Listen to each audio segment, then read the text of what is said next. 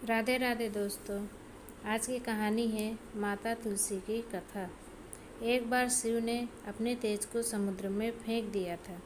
उससे एक महातेजस्वी बालक ने जन्म लिया। यह बालक आगे चलकर जालंधर के नाम से पराक्रमी दैत्य राजा बना। इसकी राजधानी का नाम जालंधर नगरी था। दैत्यराज कालनेमी की कन्या वृंदा का विवाह जालंधर से हुआ। जालंधर राक्षस था। अपनी सत्ता के मद में चूर उसने माता लक्ष्मी को पाने की कामना से युद्ध किया, परंतु समुद्र से ही उत्पन्न होने के कारण माता लक्ष्मी ने उसे अपने भाई के रूप में स्वीकार किया।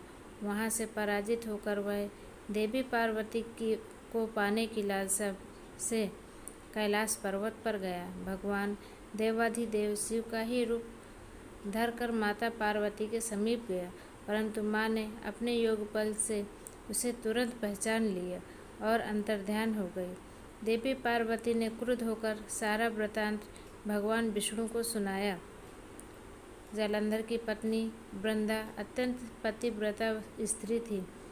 उसी के पतिव्रत धर्म की शक्ति से जालंधर न तो मारा जाता था और न ही पराजित होता था।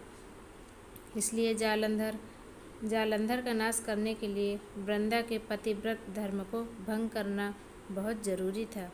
इसी कारण भगवान विष्णु ऋषि का वेश धारण कर वन में जा पहुँचे, जहाँ वृंदा अकेली भ्रमण कर रही थी।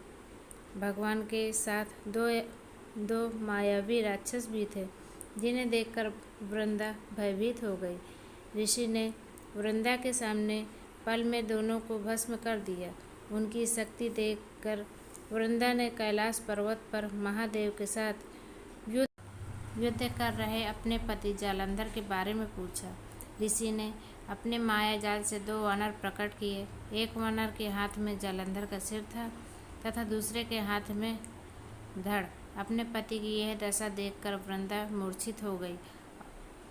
होश में आने पर उन्होंने ऋषि रूपी भगवान से विनती की कि वह उसके पति को जीवित करे। भगवान ने अपनी माया से पुनः जालंधर का सिर धड़ से जोड़ दिया, परंतु स्वयं भी वह उसी शरीर में प्रवेश कर गए। वृंदा को इस छल का जरा आभास न हुआ। जालंधर बने भगवान के साथ वृंदा पतिव्रता का व्यवहार करने लगी, जिससे उसका सतीत्व भंग हो गया। ऐसा होते ही वृंदा का पति जालंधर युद्ध में हार गया। इस सारी लीला का जब वृंदा को पता चला तो उसने क्रुद्ध होकर भगवान विष्णु को शिला होने का श्राप दे दिया तथा स्वयं सती हो गई। जहाँ वृंदा भस्म हुई वहाँ तुलसी का पौधा उगा। भगवान विष्णु ने वृंदा से कहा, हे वृंदा, तुम अपने सतीत्व के कारण मुझे लक्ष्मी से भी अधिक प्रिय हो गई हो।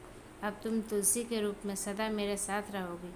जो मनुष्य मेरे शालिग्राम रूप के साथ तुलसी का विवाह करेगा, उसे इस लोक और परलोक में विपुल यश प्राप्त होगा।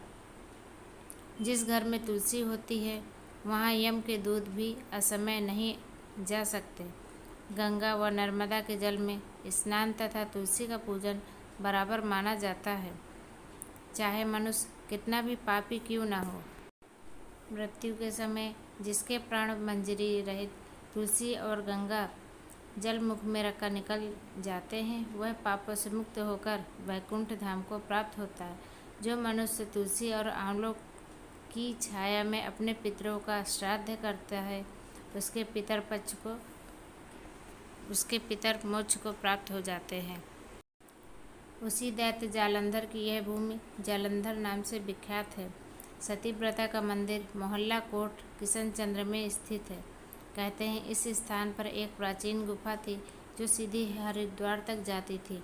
सच्चे मन से 40 दिन तक सती